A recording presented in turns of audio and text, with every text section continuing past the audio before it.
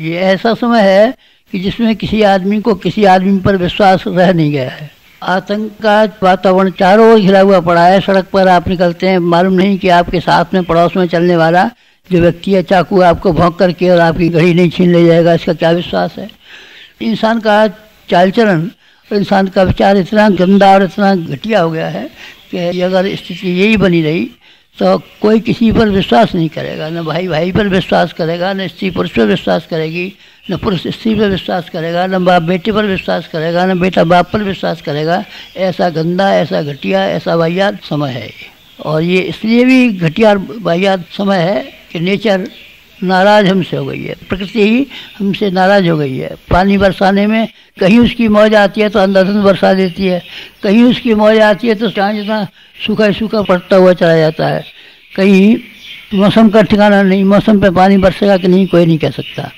और ठंड के समय पर ठंड पड़ेगी, गर्मी के समय पर गर्मी पड़ेगी, कोई नहीं कह सकता। भूकंप कब आ जाएंगे कोई नहीं कह सकता। ज्वालामुखी कब फटने लगेंगे कोई नहीं कह सकता।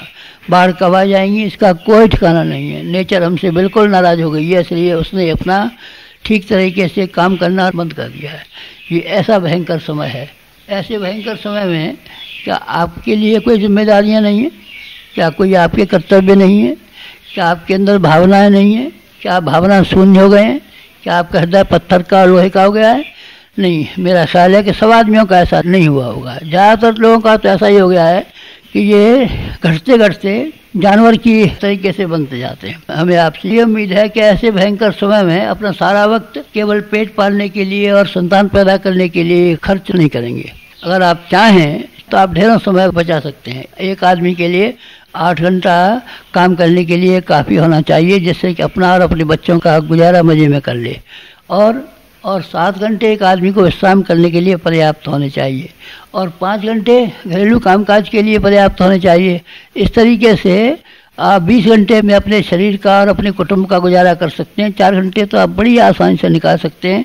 ये आपकी इच्छा के ऊपर है कि आप अपने उस समय को आलस्य में, प्रमाद में, आवारागर्दी में किसी तरह से खर्च कर डालें। ये आपकी मर्जी है, कौन रोकता है आपको। लेकिन अगर आप चाहें तो समाज के लिए, ये गिरी हुई परिस्थितियों का मुकाबला करने के लिए, समय को ऊंचा उठाने के लिए, इंसान का भाग्य और भविष्य शानदार बनाने के लिए आप कुछ कर सकते हैं, करना ही चाहिए आपको। इसमें तो नुकसान पड़ेगा हमारा नहीं, मैं आपको यकीन दिलाता हूँ कि नुकसान नहीं पड़ेगा। जिन्होंने लोक सेवा का काम किया है, अपना समय को लोक सेवा में लगाया है, वो चाहे गांधी जी रहे हों, जवाहरलाल नेहरू रहे हों, विनोबा भावे रहे हों, या कोई भी क्यों रहे हों, स्वामी विवेकानंद रहे हों, लेकिन जिन लोगों ने अपना समय को समाज के लिए खर्च किया है, वो किसी तरीके से नुकसान में नहीं रहे हैं। वो ऊंचे उठे हैं, आगे बढ़े हैं, और हज़ारों आदमियों को ऊंचा उठाया है और आगे बढ़ाया है, और स्वयं भी नफे में रहे, स्वयं नुकसान में रहे। क्या नुकसान रहे आप बताइए ना, किसी एक का नाम बताइए। गांधी जी ने वकालत की होती तो वकालत में कितना कमा लेते, लेकिन जब उन्होंने अपना समय सेवा में लगा दिया, सेवा के कार्य में अपना खर्च करने लगे, तो आप बताइए क्या कमी रह गई उनके पास। किसी चीज़ की कमी नहीं थी। गांधी जी बड़े शानदार आदमी थे, और शानदार आदमी सिर्फ इसलिए हुए कि उन्होंने अपने समय को पेट और संतान जानवर की तरीके से खर्च नहीं किया, बल्कि इंसान की तरीके से खर्च किया। ये समय ठीक ऐसा ही है। इस समय में मेरी आप लोगों में से प्रत्येक से प्रार्थना है कि आप एक समय का थोड़ा अंश निकाल दें।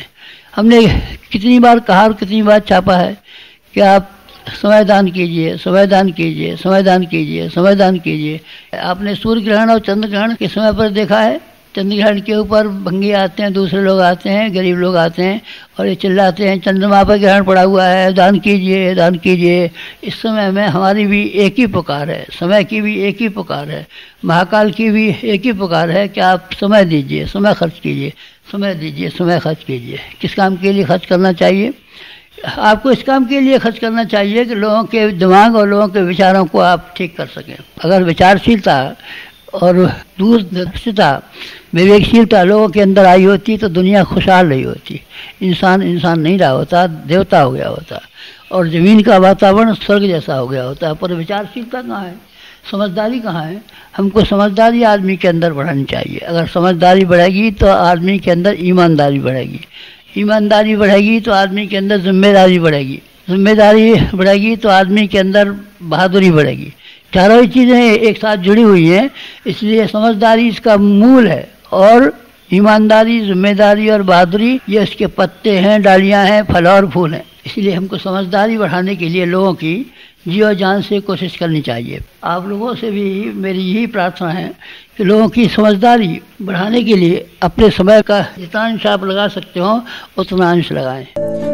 This video is produced by www.awgpsouth.org www.awgp.org www.th8revolution.com www.e-gurukul.net